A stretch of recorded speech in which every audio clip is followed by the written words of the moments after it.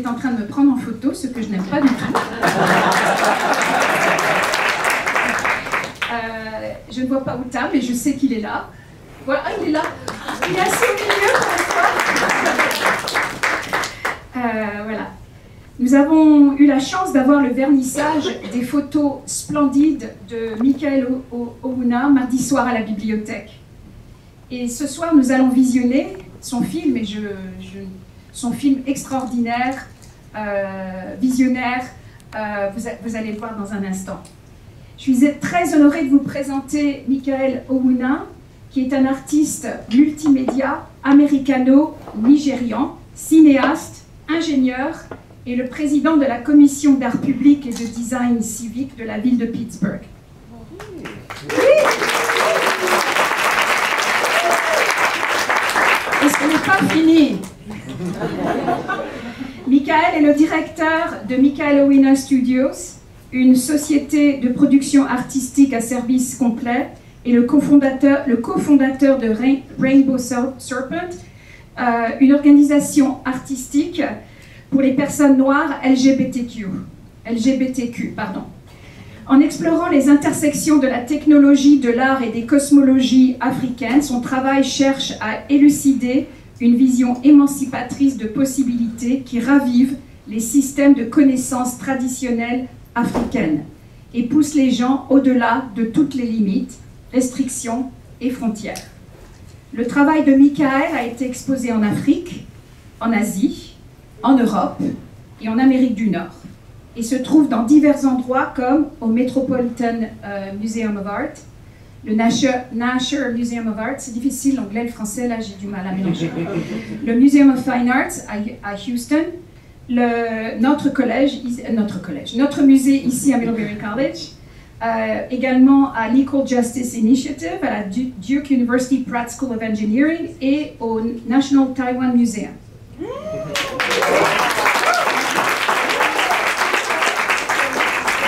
Son travail a également été présenté dans le New York Times, à CNN, à la radio publique nationale, connue ici comme NPR, à Vice et à The Guardian. Il a donné des conférences à la Harvard Law School, à World Press Photo aux Pays-Bas, à Tate Modern au Royaume-Uni et pour TEDx. Michael a publié 2 livres, Limitless Africans en 2019 et Cosmologie en 2021. La pratique multimédia de Michael inclut le cinéma et en 2021, il a réalisé le film de danse que nous allons voir ce soir.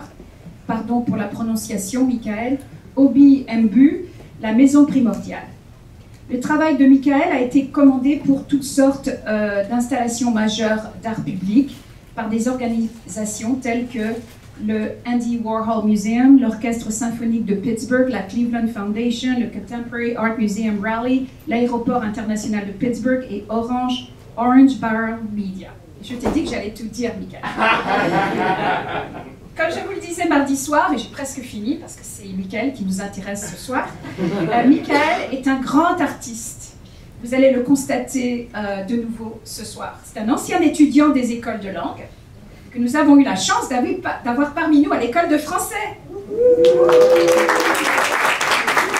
Et vous avez ce soir parmi nous quelques-uns de ses professeurs, comme Barbara Sicot, comme Pascal Sommet, comme Isabelle Sommet. Je ne sais pas si Florian est là, mais il a eu Florian aussi, Wesley aussi. Les photos de Michael sont divinement belles et exposées à la bibliothèque. Si vous ne les avez pas encore admirées, allez-y vite. Le film que vous verrez dans un instant est, que je vous le disais tout à l'heure, majestueux et époustouflant. Michael va vous dire quelques mots maintenant, mais auparavant, veuillez accueillir cet incroyable artiste et passer une excellente soirée.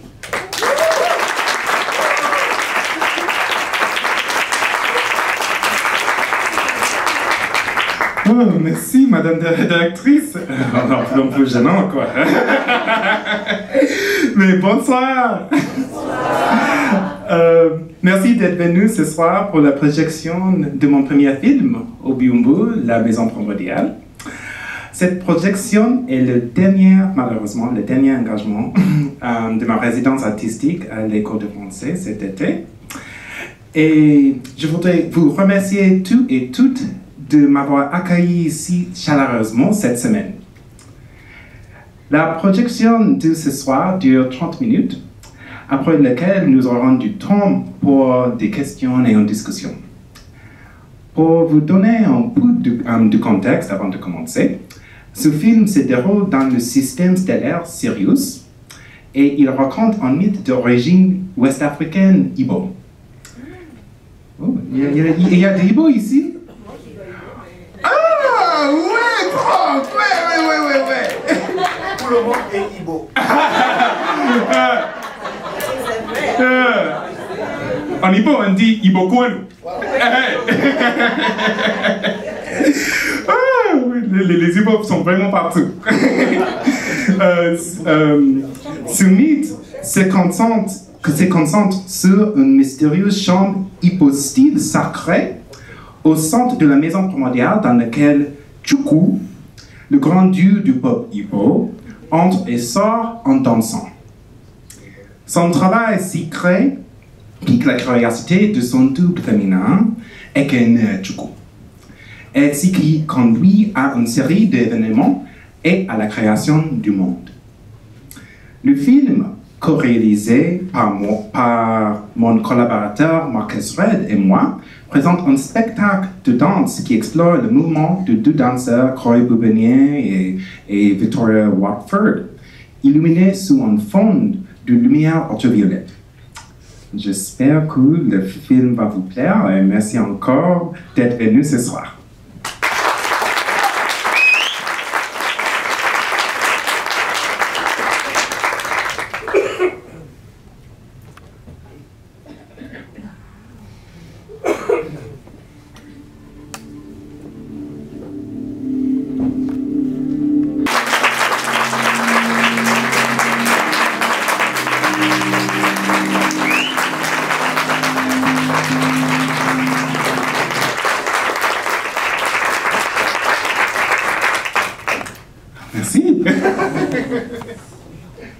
Merci infiniment, Michael.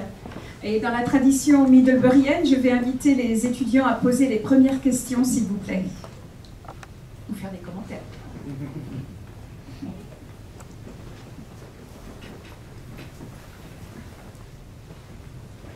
Merci beaucoup de ce film. J'ai une question sur la cosmologie Ubi. Est-ce que votre film parle de la création de l'univers par les moyens de cette histoire qui sont racontées?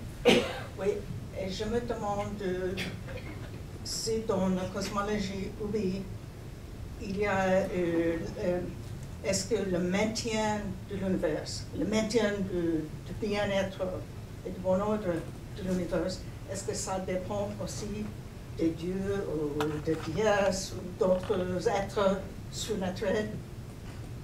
Voilà, c'est ma question. Du coup, votre question est que... Pardon, si oui. je peux. Et cela dans la cohabitation avec la religion chrétienne. Merci. Ok. Du coup, votre question est que dans notre cosmologie Igbo, est-ce qu'il y a des autres dieux et déesses?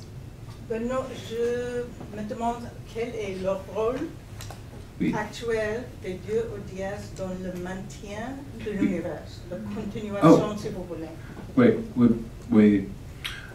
Ils ont créé l'univers. Du coup, ils jouent un rôle principal. Mais avec le film, à la fin du film, ce qu'on voit est que Chukwu et Chukwu sont séparés. Un Dibia Igbo, qui était un prêtre dans notre religion Igbo, et alors qu'on lisait le livre, on trouvait ce mythe avec les deux dieux qui dansaient et qui a créé l'univers. Et c'était bizarre parce qu'à ce moment, j'avais travaillé déjà beaucoup avec les danseurs et danseuses pour ma photographie, et j'avais vraiment envie de faire un spectacle à propos de nos cosmologies africaines. Mais avec la pandémie et le confinement, tout était fermé. Et à ce moment-là, on a décidé, oui, de faire un film. Et ce mythe, vraiment, c'était bizarre parce que c'est vraiment comme l'histoire et ce mythe nous a choisi. C'était pas comme on a choisi parce que c'est une histoire vraiment bizarre. Et il y a des aspects, même maintenant, je regarde le film et je pense, le mythe, pourquoi est-ce que ça te rend comme ça? Mais c'est vraiment comme ce mythe nous a choisi, alors qu'on peut laisser de l'espace pour ce mythe dans le monde, vraiment. Du coup, oui.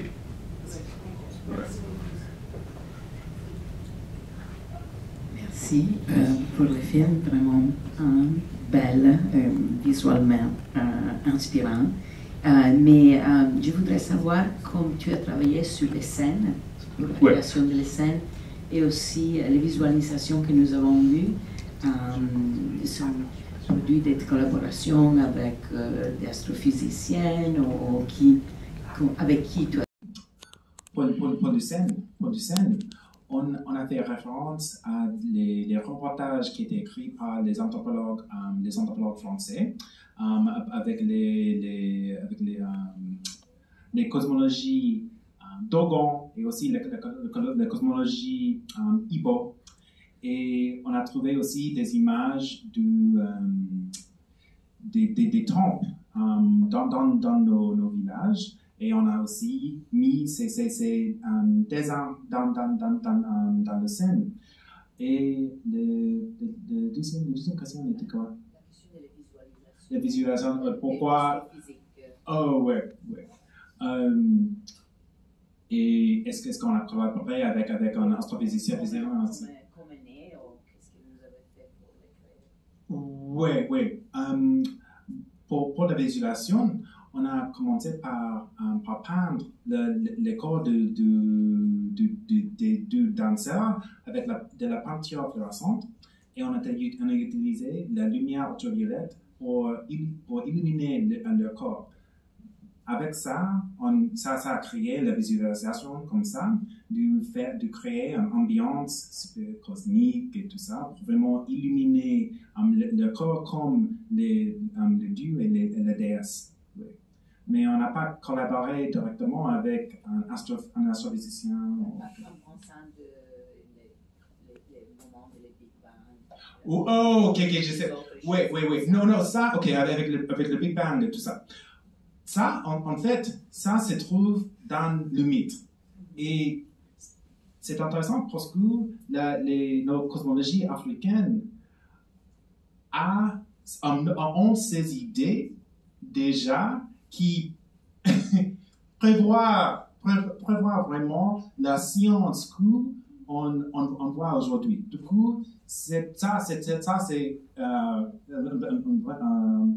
une question super intéressante parce que vraiment on a on peut voir cette connexion entre le Big Bang et tout ça avec l'histoire.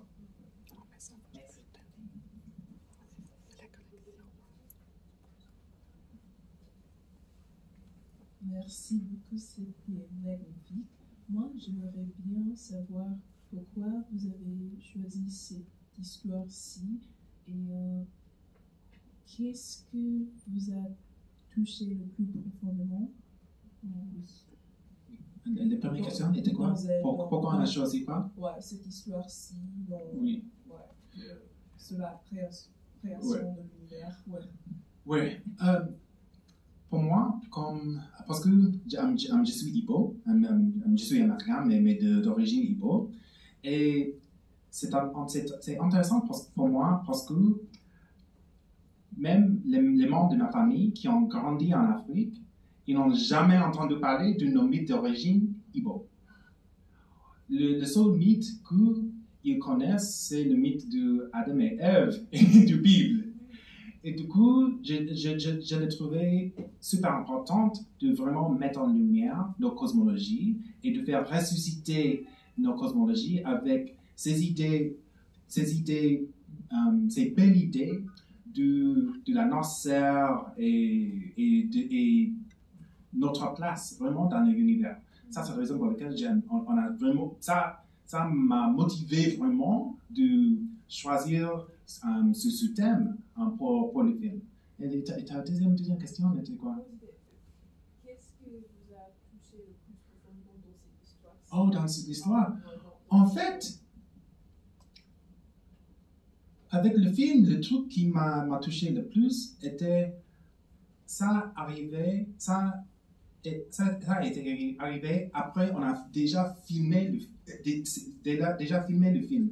Parce que après le film, la danseuse Victoria Watford, elle a eu des problèmes avec sa santé et après quelques mois, elle a trouvé les réponses dans ses rêves parce que Ekene Chukwu est arrivée dans les rêves de Victoria Watford et elle lui a donné des réponses pour comment elle peut gérer les problèmes avec sa santé.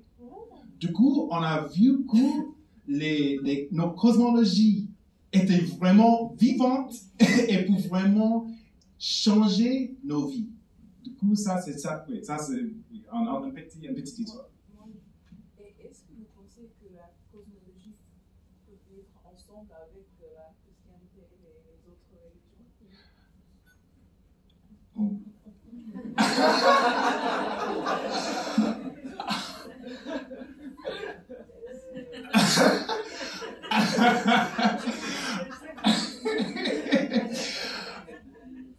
Ok. En réalité, pour les gens autochtones, je pense que c'est important pour nous de connecter avec nos propres idées de l'univers et nos propres religions aussi, et nos propres cosmologies. Ça, c'est ma réponse. Moi,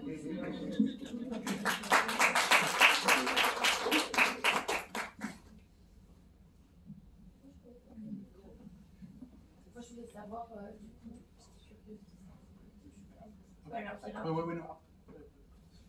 J'ai une question sur la chorégraphie. Qui c'est qui a fait la chorégraphie? Est-ce que c'est toi qui as décidé de la chorégraphie? Non, je suis nul. Mais on a employé une chorégrapheuse.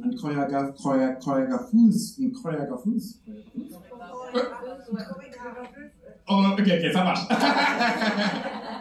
Un chorégraphe. Une chorégraphe à Pittsburgh, elle s'appelle Ursula Payne. Oui, elle travaille à l'université de New York. Et c'est toi qui as inspiré les mouvements ou comment vous avez travaillé pour inspirer? Pour le mouvement, en fait, on a utilisé une combinaison de méditation et rituel aussi. Même avant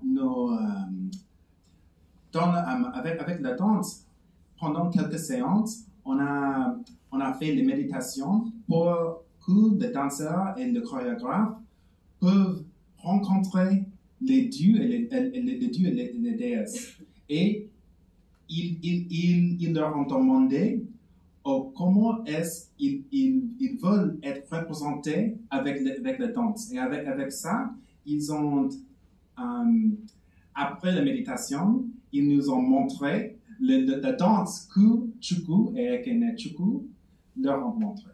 Du coup, c'était avec le rituel, la spiritualité aussi. Moi, je me posais la question par rapport au mythe. Est-ce qu'on sait ce que Chukwu faisait quand justement il part, il se sépare et il part et après du coup elle commence à comploter, mais avant qu'est-ce qu'il faisait? Est-ce que le mythe dit qu'est-ce qu'il faisait? Oh, Ouais. Oui. Je suis curieuse. Oui. En fait, c'est intéressant parce que c'est vraiment un mystère, mais j'ai entendu parler que au centre de ces, comment dire, les chambres piller, la chambre à piller. Chukwu était en train de ressusciter Ekene Chukwu dans le futur. Alors, le moment où Ekene Chukwu entre dans cette chambre à piller, elle a vu soi-même en train d'être ressuscité par Chukwu. Du coup, ça aussi, il y a une façon un plus sur le côté de la physique. Oui, avec le paradoxe, exactement, avec le matériel, le matériel et l'antimatériel qui interagit et oui, exactement, qui fait une explosion. Du coup, ça, c'est... Oui, une bonne question. Mais ça, oui, imaginez ça c'est un peu délirant. Bonsoir. Bonsoir. Et merci aussi de ce très beau film. Ma question est de savoir, sauriez-vous si il y a d'autres mythes Igbo de la création, ou est-ce qu'on en a recensé d'autres, ou bien est-ce que c'est celui-là le plus important, le seul? C'est juste, je voudrais savoir par curiosité. Oui. Des questions incroyables ici, oui, c'est vraiment formidable. En fait, dans notre cosmologie Igbo, il y a 9 mythes d'origine, mais avec 4 variations de ces 9 mythes. Parce qu'il y a celui-ci, c'est le mythe de l'élément Oku en Igbo, c'est le fou, parce que c'est une explosion. Mais aussi, il y a les mythes de l'air, de la terre, de l'eau. Et parce que le pays Igbo, c'est super divers, divers aussi. Il y a aussi les autres variations, les 9 autres variations dans les autres parties de notre pays. Mais c'est une bonne question.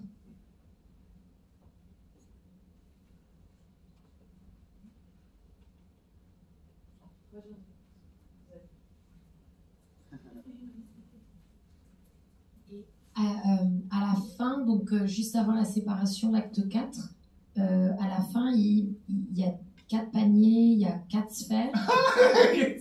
Et moi, j'étais là, genre, c'est les 4 éléments. C'est ça?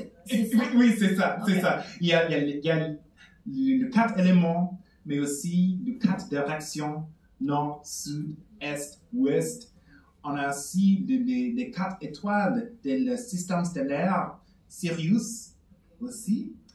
Du coup, c'est vraiment la division de l'univers. Et aussi, dans pour l'Igbo, notre semaine a 4 jours pour les 4 marchés et que Oye, Afo, Nkwo. Du coup, ils sont tous liés là. Ouais. Oui, du coup, ça, c'est vraiment la création de l'univers. Oui. Okay.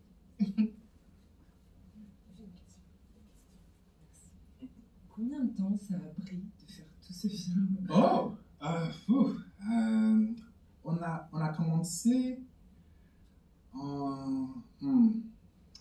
à peu près 1 an, en fait. Ouais, 1 an. Ouais. Et est-ce qu'il y a eu d'abord la partie conception, ensuite la partie film, enfin, comment ça s'est passé? Oui. On a commencé en juin 2020 avec la conception. Et on a trouvé le danseur en août 2020 et on a commencé à pratiquer avec le danse et tout ça cet automne. Et en janvier 2021, on a filmé en 5 jours et le film est sorti en septembre. Du coup, c'est un peu plus qu'une année. Un peu plus. C'est vraiment une quantité de travail énorme. Donc en 1 an, j'imagine que ça n'a pas dû s'arrêter. Oui. Mais avec la pandémie, c'était un peu plus facile parce qu'on était dans le confinement et il n'y avait pas beaucoup d'autres choses à faire. Oui, merci pour ce film. Est-ce que vous avez eu l'occasion de le présenter justement au Niger, au Mali, en Afrique, quelque part? Est-ce que vous avez justement eu l'occasion de le faire ou l'intention de le faire? Pas encore, mais j'ai vraiment envie de la faire parce que je pense que c'est important pour nous, comme les Africains, d'apprendre plus à propos de nos cosmologies. Mais c'est intéressant parce que le Nigeria, on a le deuxième plus grande entreprise du cinéma au monde, Nollywood. Ouais. Mais Nollywood ne fait pas vraiment les films à propos de nos cosmologies. Et ça, c'est dommage que moi, aux États-Unis, c'est la première fois que ce mythe était réalisé en tant qu'un film. Du coup, j'ai vraiment envie de le faire, mais je dois aussi trouver les gens qui veulent nous emmener là pour faire des projections. Du coup, mais ça, je pense que ça peut vraiment aider de sensibiliser les gens. Une petite question sur les sons. Quand tu travaillais sur la composition et les sons. Oui, on a travaillé avec un compositeur. Un compositeur à Pittsburgh, il s'appelle Herman Pearl. Oui. Et on a travaillé sur la musique avant. Oui, en fait, la musique avec laquelle les danseurs ont dansé était différente que la musique qu'on a utilisée pour les films. Okay. Oui. Oui, du coup, on a fait la musique vraiment 2 fois. Sur l'image, il a Oui. travaillé sur l'image que vous avez créée. Oui. Et est-ce qu'il y avait une influence de la musique traditionnelle Igbo dans la musique que vous avez utilisée dans le film? Oui, pas directement. On a utilisé plutôt les sons du NASA parce qu'il y a la fréquence de Sirius, par exemple, qu'on a mis dans le film. Et on a utilisé la fréquence des étoiles différentes dans le film. Oui, pour la partie différente.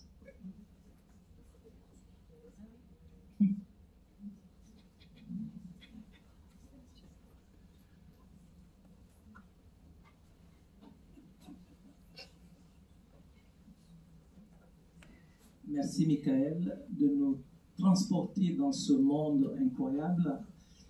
Et je dirais qu'il faut un début à tout. Peut-être que dans quelques mois, dans quelques années, grâce à toi, Nollywood va se mettre à proposer des choses intéressantes de ce point de vue. Je voulais juste savoir si tu peux nous dire quelque chose sur la suite. Qu'est-ce que tu comptes faire pour la suite? Et est-ce que tu vas continuer à explorer la culture Igbo? De quel point de vue? Merci. Merci. En fait, on vient de terminer on vient de filmer la suite pour oui, mais c'est pas encore, on doit faire aussi l'editing et tout ça, mais la suite c'est intitulé Les 4 époques du monde. Et ça, c'est à propos de l'histoire de l'humanité qui arrive après la création du monde. Et ça vient aussi de la cosmologie Igbo.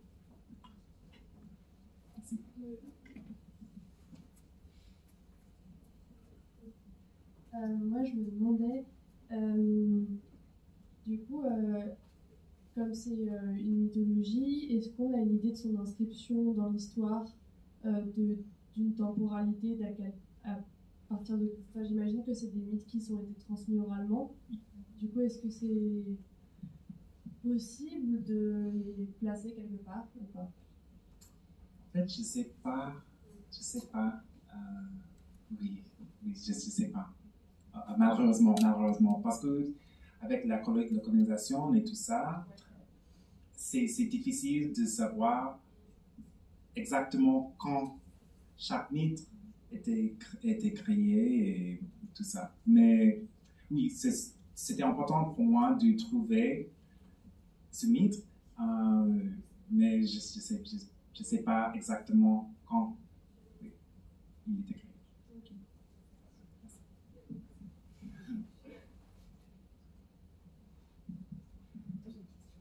Ok. Oh, voilà, des autres questions.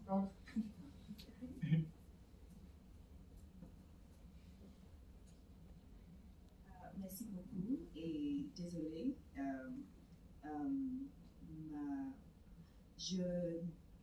Comment est-ce que tu finances?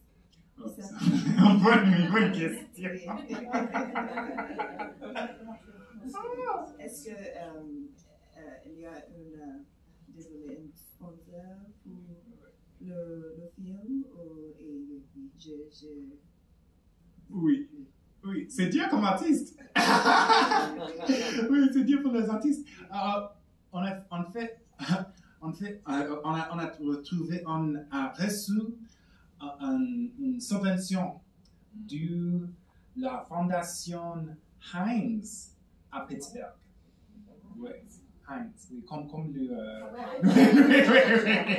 la sauce. Oui, et il nous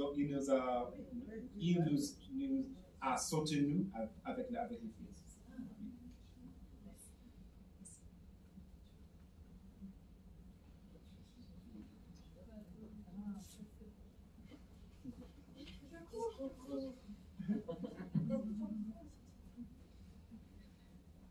Du coup, on voit que le noir met en valeur la lumière, mais la lumière met énormément en valeur le noir, parce que on a l'impression que tout peut naître ici, que c'est la possibilité en fait.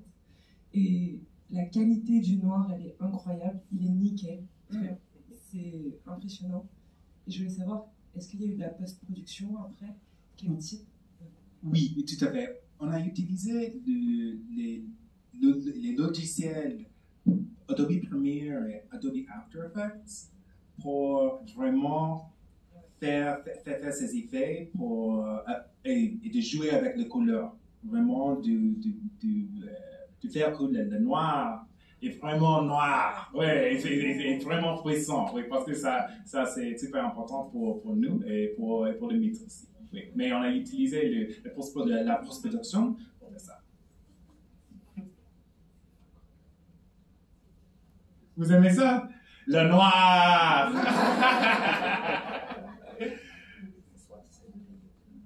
Ok. Je crois que c'est tout. On peut aussi discuter après. Oui, c'est bien. Oui. Merci.